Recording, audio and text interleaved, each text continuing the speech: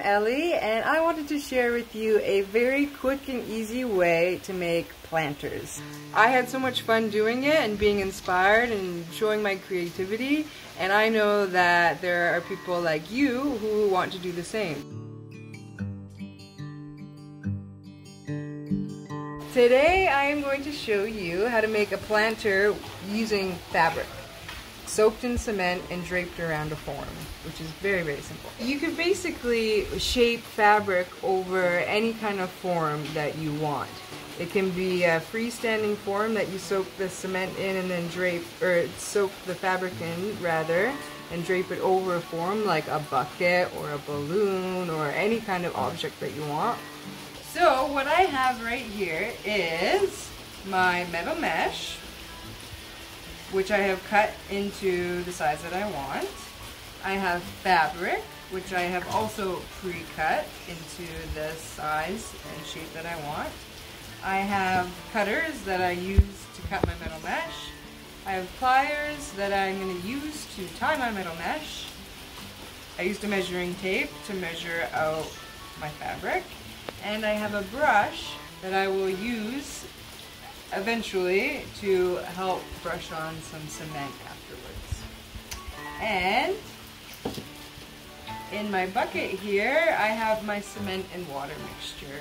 So it is a very watery cement mixture, pure cement and water only.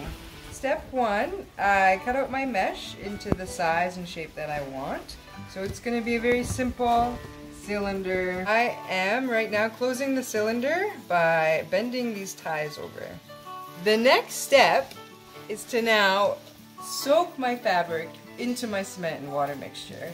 So this is a very thin fabric, so it's not going to take ages to soak in, such as like a towel material or something like a denim or something like that. This is cotton. So this I'll probably leave in the mixture for 5 minutes just to be sure. Now I'm going to take out the fabric that's been soaking and I'm going to lay it out flat, place my form in the middle, and do some nice folds on the inside.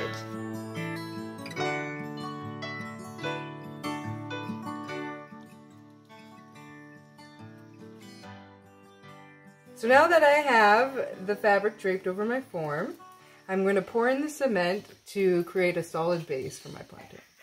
So now, as the planter begins to dry, you can apply more cement and water mixture to the planter.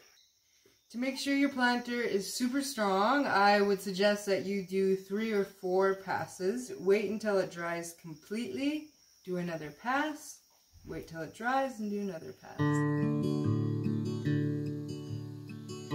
You are not limited to what you can do with the fabric. Such as this guy, which was one that I formed over top of a balloon.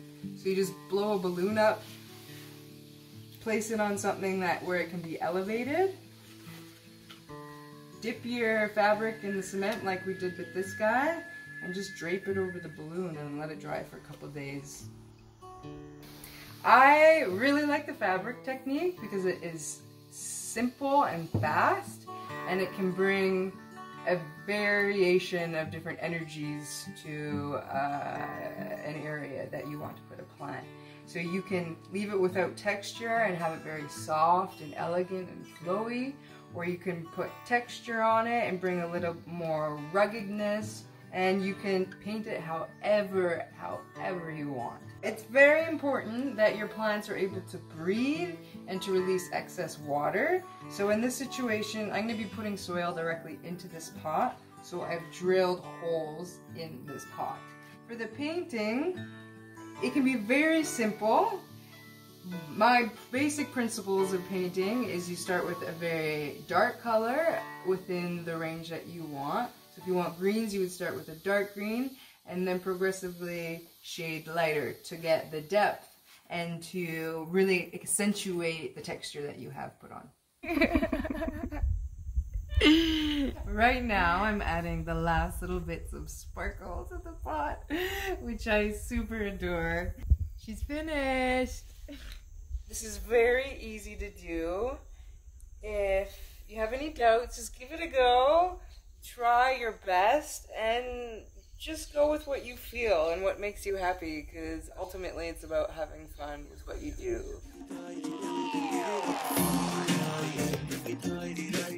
Check out the top left video to see our instructional video series. Check out our Umbala documentary by clicking the video to the bottom left.